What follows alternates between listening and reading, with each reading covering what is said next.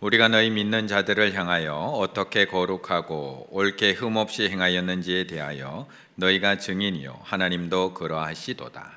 너희도 아는 바와 같이 우리가 너희 각 사람에게 아버지가 자기 자녀에게 하듯 권면하고 위로하고 경계하노니, 이는 너희를 부르사 자기 나라와 영광에 이르게 하시는 하나님께 합당히 행하게 하려 함이라.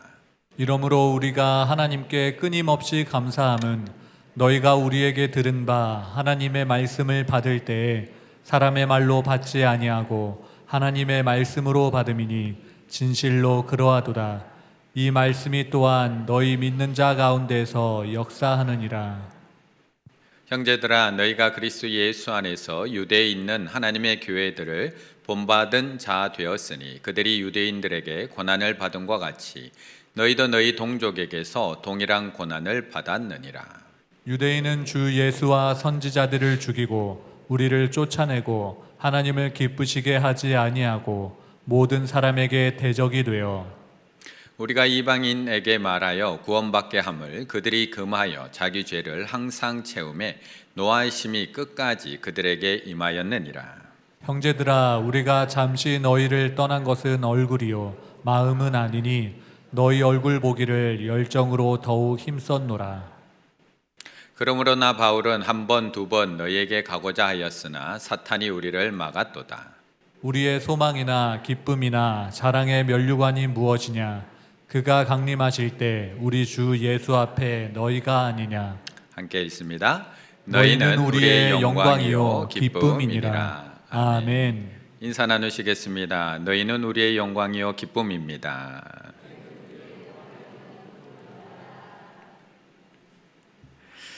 가족들과 함께 식당에 갑니다. 맛있는 음식을 주문하고 잠시 후에 주문한 음식이 맛있게 나옵니다. 그러면 우리는 그 음식을 앞에 두고 우리가 꼭 해야 되는 게 있습니다. 뭘까요? 예전에는 기도했는데 요즘은 사진 찍기입니다. 기도는 깜빡하더라도 사진 찍는 것은 깜빡하면 안 됩니다. 손대기 전에 예쁘게 사진 찍어야 됩니다. 최대한 먹음직스럽게 사진 찍어야 합니다. 여행을 가서도 최대한 멋진 풍경을 배경에 두고 꼭 사진을 찍어서 올려야 합니다. 옷을 하나 사서도 특별히 조금 비싼 가방을 하나 사게 되면 꼭 사진을 찍어서 올려야 합니다. 나이가 들어가면 이거 안 할 것 같지만 올리는 사진 주제가 달라져서 그렇지 여전히 사진은 올립니다. 아들, 딸 사진, 꽃 사진, 강아지 사진, 손주 사진. 한 목사님은 친구들이 하도 손주 자랑을 해서 굳게 마음을 먹었답니다. 나는 손주 태어나면 절대 자랑하지 않으리라. 그런데 손주가 태어나니까 그 마음을 알겠더랍니다. 그래서 요즘은 자랑값을 내고도 자랑하고 다닌다고 합니다. 사람은 왜 이렇게 자랑하게 되는 걸까요? 사람에게는 누구나 인정 욕구라는 것이 있습니다. 누군가에게 인정받고 싶어하는 욕구, 내가 열심히 노력해서 얻은 결과를 자랑하고 싶은 욕구, 나의 자녀가 열심히 해서 거둔 결과를 누군가에게 알리고 싶어하는 욕구. 그래서 내가 가진 것, 내가 거둔 것, 내가 모은 것, 내게 있는 것을 다른 사람에게 보여주고 또한 인정받고 싶어하는 욕구가 있다는 겁니다. 괜찮습니다. 우리에게 있는 욕구입니다. 그냥 인정받고 싶어하는 마음은 자연스러운 것입니다. 우리도 누군가에게 얼마든지 자랑할 수 있고요. 또한 인정받으면 더 좋습니다. 그런데 우리 믿는 사람들은 여기서 한 가지 더 생각해야 될 것, 우리에겐 인정 욕구가 있다, 자랑할 수 있다. 하지만 예수님 앞에서 그렇다면 자랑할 것은 무엇이 있을까?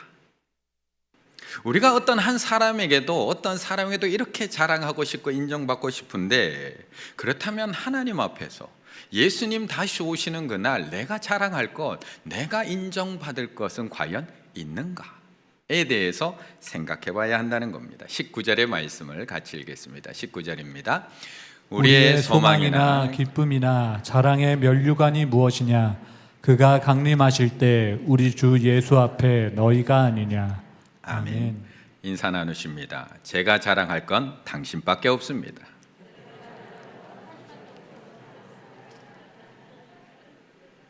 오늘 본문은 그것을 말씀하고 있는 겁니다. 바울에게 왜 자랑할 것이 없을까요? 자랑할 것이 없어서 데살로니가 교인들에게 너희가 나의 소망의 면류관이야, 너희가 나의 기쁨의 면류관이야, 너희가 나의 자랑의 면류관이야 라고 이야기하는 걸까? 바울에게 자랑할 게 없어서? 아니요, 학벌만 봐도 바울은 자랑할 게 많습니다. 우리 자녀들 서울대에 들어가고 나면 그 앞에서 꼭 사진 찍잖아요. 그걸로 자랑한다면 신약 성경에 나오는 사람들 중에 학벌 최고 아닌가요? 그의 출신은요, 그는 난지 8일 만에 할례 받은 사람입니다. 아브라함의 자손 베냐민 지파입니다. 바리새인 중에 바리새인, 나면서부터 로마 시민권자. 출신으로 자랑하자면 이길 사람이 없습니다. 그것뿐인가요? 학벌 출신 말고는 그가 자랑할 게 없나요? 그건 부모로부터 물려받은 출신일 수도 있잖아요. 그의 신앙은요, 그가 세운 교회가 몇 개인지 아시나요? 빌립보 교회, 데살로니가 교회, 에베소 교회. 야, 내가 저 교회 세운다고 얼마나 고생했는 줄 알아? 우리는 교회 하나 세워놓고도 자랑이 끝이 없는데 그가 세운 교회가 과연 몇 개일까요? 그가 남긴 서신서는 과연 몇 권일까요? 내가 감옥에서도 편지 썼잖아. 내가 눈이 어두운 가운데서도 더디오에게 내가 불러주고 대신 대필해서 그렇게 보낸 서신들을 지금 너희가 읽고 있잖아. 얼마나 할 말이 많을까요? 그가 당한 고난은 얼마나 많을까요? 우리도 옛날에 고생했던 얘기 아직도 하잖아요. 충인도 시절 이야기 아직도 하고 계시잖아요. 사도 바울이 할 얘기 기본 4시간 5시간 아닐까요? 사도 바울이 간증집을 썼다면 과연 몇 권짜리가 나올까요? 고린도 후서 11장 23절 같이 한번 읽어볼까요? 시작. 그들이 그리스도의 일꾼이냐 정신없는 말을 하거니와 나는 더욱 그러하도다. 내가 수고를 넘치도록 하고 옥에 갇히기도 더 많이 하고 매도 수없이 맞고 여러 번 죽을 뻔하였으니. 아멘. 내가 유대인들에게 얼마나 많이 맞은 줄 알아? 40에 하나 감한 매를 5번이나 맞았어. 내가 3번 태장에 맞고 1번 돌에 맞아 죽을 뻔하고 3번 파선하고 일주일 밤낮 주야로 깜깜한 가운데도 지내고 강의 위험, 강도의 위험, 동족의 위험, 이방인 안 당해봐서 모르지, 안 겪어봐서 모르지. 자지도 먹지도 못하고 내가 그렇게 해서 세운 교회들이야.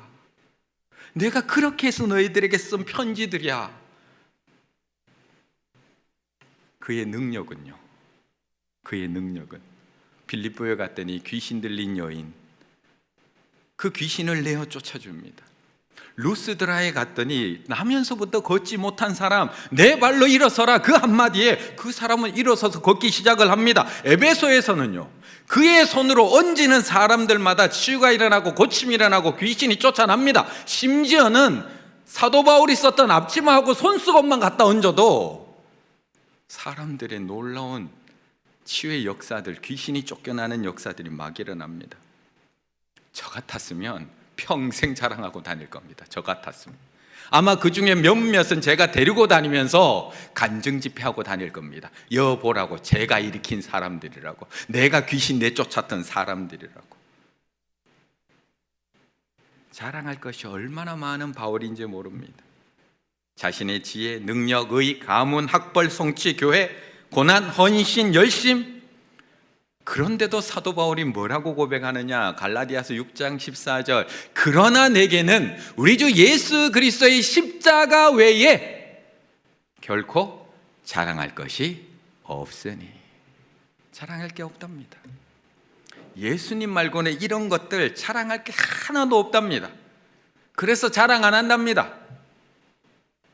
그런데 그렇게 이야기한 바울이지만, 십자가 외에는 결코 자랑할 것 하나도 없다고 이야기한 바울이지만, 딱 하나, 내가 다시 오실 예수님 앞에 섰을 때 딱 하나 자랑할 것이 있는데, 그것이 바로 너희들이야.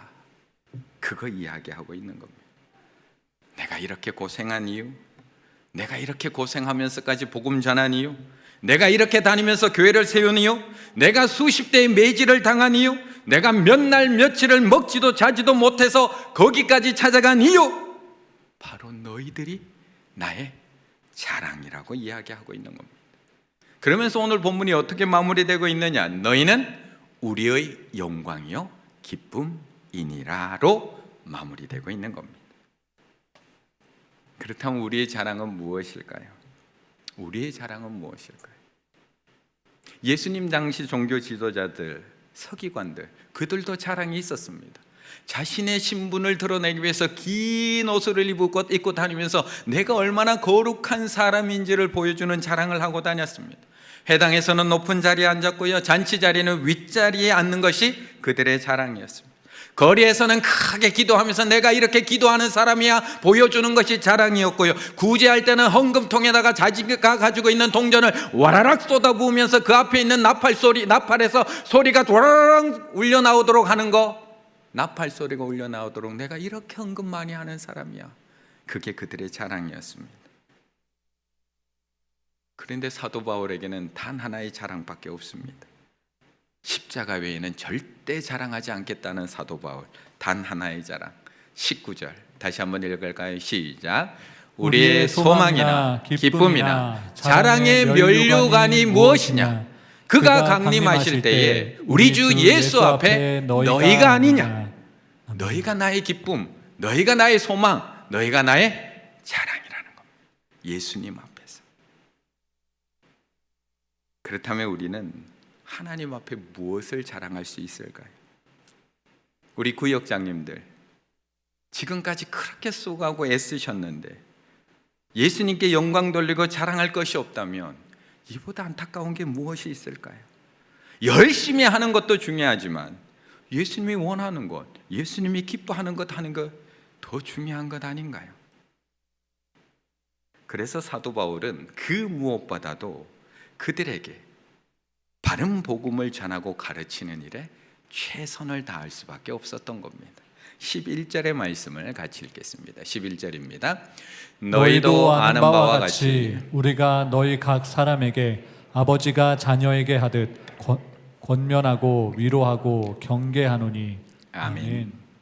분명히 우리에게는 인정욕구, 자랑하고 싶은 마음이 있습니다. 그래서 아무 장소나 아무 곳이나 찍어서 올리지는 않습니다.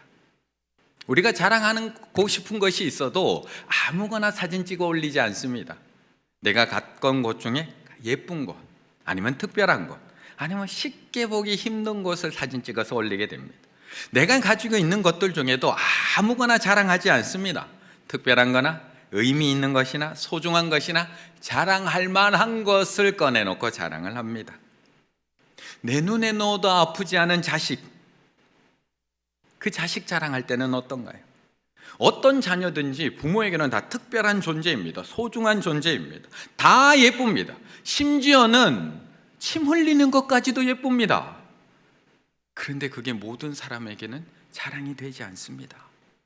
그래서 그 예쁜 모습 수십 장을 사진 찍어 놓지만 자랑하지는 않습니다.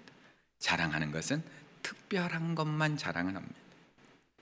졸업식에서 상 받는 모습, 좋은 학교에 입학하는 모습, 승진해서 축하받는 모습, 큰 무대에서 활동하는 모습, 아무나 뛰지 못하는 유럽 무대에서 축구하는 모습, 결국 그 자녀가 나의 자랑이 되기 위해서는 잘 키우고 양육해야 됩니다. 그리고 더불어서 그 자녀도 잘 자라줘야 됩니다. 요즘 TV에 축구 선수 손흥민 선수의 아버지 손웅정 씨가 가끔 요즘 TV에 나오는 것을 보게 됩니다. 그런데 가만히 들어보면 아들에 대한 자랑이 참 인색하다라고 느껴지는 말을 왕왕하는 것을 볼 수가 있습니다. 우리 흥민이는 월드 클래스가 아니다. 골든부트 받았다고 세상이 바뀌는 건 없다. 내가 할 일은 다음 경기를 준비하는 것이다. 전성기라고 하면 참 좋지만 전성기는 내려가라고 하는 신호다. 그런데 만약 이 손웅정 씨 아들 손웅정 씨가 자신의 아들 손흥민을 저렇게 잘 키우지 않았다면 저런 망언과 같은 자랑을 할 수 있을까요? 만약 제가 TV에 나가서 저의 아들에 대해서 저렇게 이야기한다면 그게 자랑일까요? 착각일까요? 그건 착각입니다. 그런데 저런 자랑스러운 아들은 그냥 자라지 않는다는 겁니다. 양육하고 훈련해야지 자랑스러운 아들로 성장한다는 겁니다. 사람들은 이런 나를 보고 손가락질했다.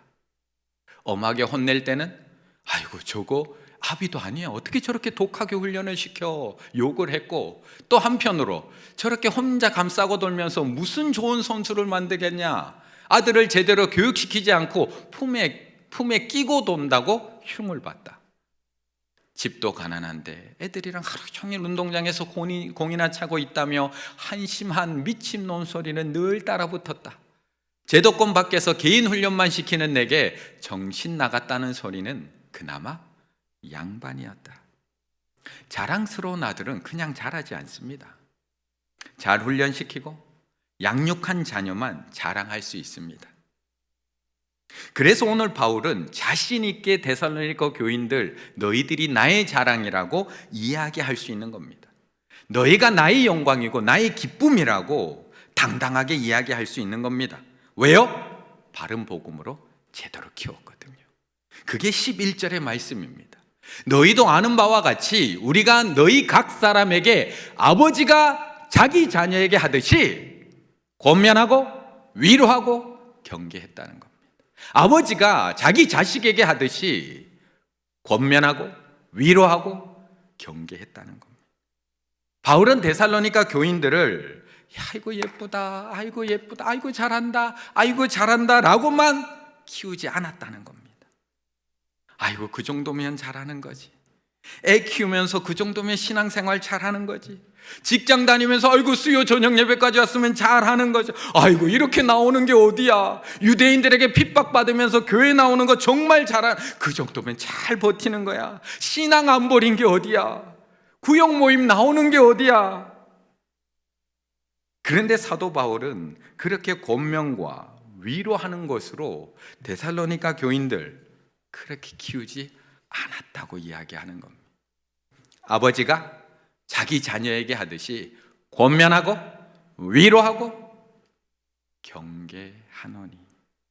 권면, 마땅히 무엇을 해야 할지 모르는 자녀에게 권면해 주는 것. 내가 뭘 해야 할지 모르는 자녀들이 있다는 겁니다. 내가 이렇게 해야 될지 저렇게 해야 될지 모르는 자녀에게 해주는 조언, 그게 권면. 위로, 고난으로 인해서 납담에 있는 자녀들, 그 자녀를 위로해서 이렇게 세워주는 것. 마지막 경계, 잘못된 길에 빠져 있거나 나태한 자들에게 바른 길을 제시함으로 바른 믿음의 자리에 서게 하는 것. 그것이 아버지가 자녀에게 하는 믿음의 교육이라는 겁니다. 우리 구역장님들은 어떤가요? 아버지의 마음으로 잘 양육하고 계신가요? 사실 저도 잘 안 되는 부분입니다. 우리가 위로는 참 잘합니다. 고난당하고 낙담한 구역원들 잘 돌아봅니다. 그리고 가끔 구역원들이 내가 어떻게 해야 될지 몰라서 상담해 오면 그래도 권면까지는 하는 것 같습니다. 그런데 경계는 잘 안 됩니다. 저도 경계는 잘 못합니다. 그렇게 하면 안 돼. 그렇게 나태하게 신앙생활하면 안 돼. 그 길로 가면 안 돼. 그거는 세상으로 가는 길이. 돌아서야 돼. 하나님 중심으로 살아야지.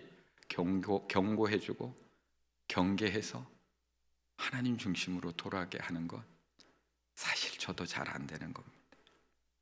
하지만 오늘 본문에서는 말씀하고 있습니다. 제가 안 된다고 해도 그렇게 하라고 말씀드릴 수가 없습니다. 왜? 오늘 본문에서는 그렇게 말씀하고 있지 않거든요. 권면하고 위로하고 경계하는 것이 아버지가 자식을 사랑하는 마음이라고 말씀해주고 있거든요.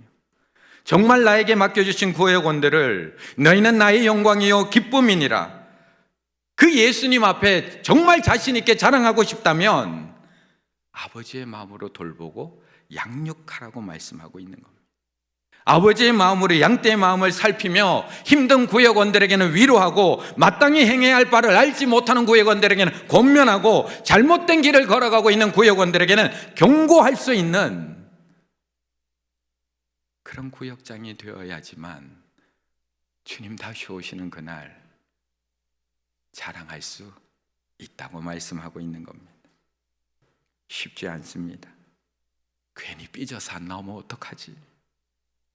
내가 경계했는데, 요즘 사람들 듣기 싫은 소리는 아예 듣고 싶어 하지도 않는데, 괜히 상처받아서 그래도 잘 나오는 구역 모임 이거라도 안 나오면 어떻게 하지?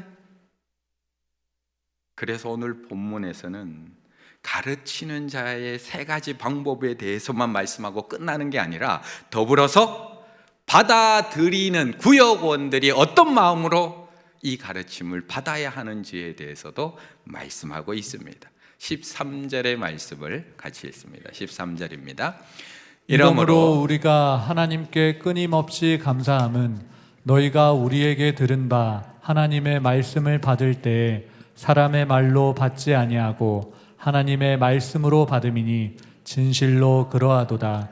이 말씀이 또한 너희 믿는 자 가운데서 역사하느니라. 아멘. 어떤 것이든 전하는 자의 모습은 너무나 중요합니다.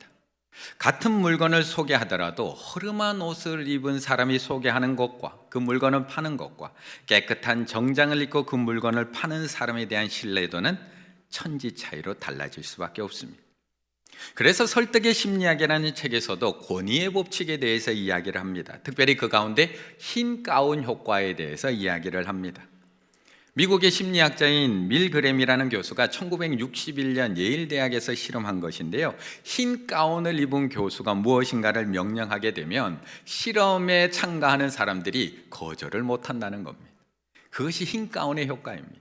우리가 의사 선생님 말은 그렇게 잘 듣는 이유, 아내의 말은 그렇게 안 듣지만 의사 선생님이 먹지 말라고 하면 그렇게 잘 듣는 이유, 흰 가운의 효과입니다. 그래서 전하는 자의 모습 중요합니다. 제가 어떤 모습을 보여주며 전하느냐가 말씀을 듣고 받는 것에 큰 영향을 끼치게 됩니다. 하나님은 사랑이십니다. 서로 사랑하세요. 제가 이 자리에서 말씀을 전해도 저의 모습 속에서 조금의 사랑도 찾아볼 수 없다면 우리 성도님들은 대놓고 이야기하지는 못하지만 목사님부터 좀 사랑해 주세요, 목사님부터 좀 잘해 주세요 라는 마음 반감이 생기는 것이 당연하다는 겁니다. 하지만 전하는 자의 모습도 중요하지만 듣는 자의 마음 너무나 중요합니다. 창세기 19장에 보면 하나님께서 소돔과 고모라를 멸망하시기 전에 그의 가족을 구원하는 장면이 나옵니다. 그때 천사들이 롯에게 이야기합니다. 너의 가족에게 경고하고 끄집어내라. 그때 롯이 자기의 딸과 사위에게 가서 이야기합니다. 너희는 일어나 이곳에서 떠나라 하되 그의 사위들은 농담으로 여겼더라. 아무리 하나님의 말씀을 전해도 농담으로 여기면 방법 없습니다. 롯의 사위들이 롯의 장인의 말을 농담이 아닌 하나님의 말씀으로 받았다면 어떻게 되었을까? 반면에 베드로는 예수님의 말씀 우습게 받지 않았습니다. 사람의 말로 받지 않았습니다. 누가복음 5장에 보면 예수님께서 그에게 그물을 던지라고 하십니다. 사람의 말로 받았다면 어부인 베드로가 그의 말을 들을 필요가 없습니다. 깊은 데로 가서 그물을 내려 고기를 잡으라. 시몬이 대답해 이르되 선생님, 우리들이 밤이 새도록 수고하였으되 잡은 것이 없지만은 말씀에 의지하여 이것도 농담으로 여겼다면 또 지나가는 겁니다. 말씀에 의지하여 내가 그물을 내리리이다 하고, 그래서 베드로는 예수님을 따르는 제자가 될 수 있었습니다. 그래서 예수님은 끊임없이 씨 뿌리는 자의 비유, 네 가지 밭의 비유를 말씀하시며 밭이 얼마나 중요한지, 그리고 그 비유 제일 뒤에 뭐라고 이야기하느냐? 귀 있는 자는 들을지어다. 귀 있는 자는 들을지어다. 전하는 자도 중요하지만 듣는 게 중요합니다. 그래서 복음서에 9번이나 반복해가면서 예수님께서 귀 있는 자는 들을지어다. 사도 바울이 전한 복음도 모든 지역에서 다 받아들인 것 아닙니다. 사도 바울이 전도 여행을 다니며 복음을 전한 곳이 지금 교회가 세워진 곳 그것뿐이 아닙니다. 그 사이사이의 도시들도 얼마나 많이 언급됐는지 모릅니다. 하지만 모든 사람들이 다 바울이 전한 복음을 하나님의 말씀으로 받아들이지는 않았습니다. 바울이 머문 시간도 중요하지 않습니다. 바울이 복음을 전한 시간, 들은 시간 중요하지 않습니다. 왜요? 오늘 본문에 나오는 데살로니가 교회도 단 3주 동안 하나님의 말씀을 전했기 때문입니다. 상황이 중요한 것도 아닙니다. 바울의 지금 모습이 깔끔한 정장을 입고 권위 있는 모습으로 전하고 있는 것도 아닙니다. 그도 쫓기듯이 이곳에 와서 급하게 3주 복음 전하고 또 도피해서 다른 지역으로 도망갑니다. 하지만 데살로니가 교인들은 바울의 말을 사람의 말로 받지 않았습니다. 13절 다시 한번 읽을까요? 시작. 이러므로 우리가 하나님께 끊임없이 감사함은 너희가 우리에게 들은 바 하나님의 말씀을 받을 때에 사람의 말로 받지 아니하고 하나님의 말씀으로 받음이니 진실로 그러하도다. 이 말씀이 또한 너희 믿는 자 가운데서 역사하느니라. 아멘. 데살로니가 교인들이 사도 바울이 전한 복음을 하나님의 말씀으로 받자 놀라운 역사들이 일어나기를 시작을 합니다. 그들이 변화되기 시작을 하고요. 고난을 이겨낼 수 있는 힘이 생기기 시작하고요. 그들의 마음에 평강과 기쁨이 넘치기 시작을 하고요. 어려운 가운데서도 복음의 능력을 경험하기 시작을 하고요. 예수 그리스도를 증거하기 시작을 하고요. 고난을 받으면서도 감사하기 시작을 하고요. 데살로니가 교회가 그 많은 박해 속에서도 든든히 세워지기를 시작하고 있는 겁니다. 이것은 바울의 능력이 아닙니다. 바울의 권위도 아닙니다. 바울의 열정 때문이 아닙니다. 하나님의 말씀 때문입니다. 하나님이 전한 바울이 전한 하나님의 말씀, 그들이 그 말씀을 살아있는 하나님의 말씀으로 받았기 때문에 이 역사가 일어나고 있는 겁니다. 왜요? 히브리서 4장 12절의 말씀. 하나님의 말씀은 살아있고 활력이 있어 좌우의 날선 어떤 검보다도 예리하여 혼과 영과 관절과 골수를 찔러 쪼개기까지 하며 또 마음과 생각과 뜻을 판단하나니. 하나님의 말씀은 살아있습니다. 하나님의 말씀은 천지를 창조하셨습니다. 하나님의 말씀은 생명력이 있습니다. 하나님의 말씀은 좌우의 날선 어떤 것보다도 예리합니다. 하나님의 말씀은 혼과 영과 관절과 골수를 쪼개기까지 합니다. 하나님의 말씀은 우리의 마음과 생각과 뜻을 판단하십니다. 이처럼 하나님의 말씀은 놀라운 능력이 있습니다. 단 13절 너희 믿는 자 가운데서, 그것을 하나님의 말씀으로 믿는 자 가운데서 역사하시느니라. 전하는 자인 저와 우리 구역장님들 중요합니다. 이제는 위로에서만 끝나서는 안 되고 하나님의 말씀으로 권면하고 경계도 해야 됩니다. 마땅히 할 줄 알지 못하면 우리 권면하고 가르쳐 줄 수 있어야 됩니다. 잘못된 길을 가고 있다면 아니라고 돌아오라고 경고도 해줄 수 있어야 됩니다. 하지만 더불어 듣는 우리 구역원들도 하나님의 말씀으로 들으셔야 됩니다. 정말 나를 사랑해서 아버지의 마음으로 해주는 가르침이구나, 권면 공고도 들을 수 있는 마음이 있어야 됩니다. 그 말씀, 그 이야기 듣고 마음 상할 것이 아니라 정말 나를 사랑하는 아버지의 마음으로 해주는 구역장의 말씀이라면 하나님의 말씀으로 들어야 됩니다. 정말 내가 하나님 앞에 온전히 서기 원하는 그 마음으로, 아버지의 마음으로 해주는 말씀이구나, 그래서 이렇게까지 나에게 이야기해 주는구나, 하나님께서 구역장님을 통해서 나에게 말씀하고 권면하고 계시는구나, 경고하시는구나. 구역장님의 신앙 조언이 아니라 하나님의 말씀으로 들어야 하는 것입니다. 이렇듯 전하는 자는 아버지의 마음으로 복음을 전하고 듣는 자는 하나님의 말씀으로 듣고 순종할 때 우리 충일의 구역들 가운데 하나님의 말씀의 역사가 날마다 일어나게 될 줄로 믿습니다. 그래서 우리 모두가 하나님 앞에 섰을 때, 우리 모두가 언젠가는 주님 다시 오는 그날 다 예수님 앞에 서야 되는데, 그 예수님 앞에 우리가 다시 섰을 때 서로가 서로에게 자랑거리가 되어서, 우리 구역장님 덕분에 제가 이렇게 믿음이 바로 섰어요, 우리 구역원들 덕분에 제가 이렇게 사명 끝까지 잘 감당할 수 있었어요, 서로가 서로에게 자랑이 되어서 주님 앞에 착하고 충성된 종이다, 잘했다 칭찬 들을 수 있는 우리 충일의 구역장님들, 우리 구역원들 다 되시기를 간절히 바라겠습니다.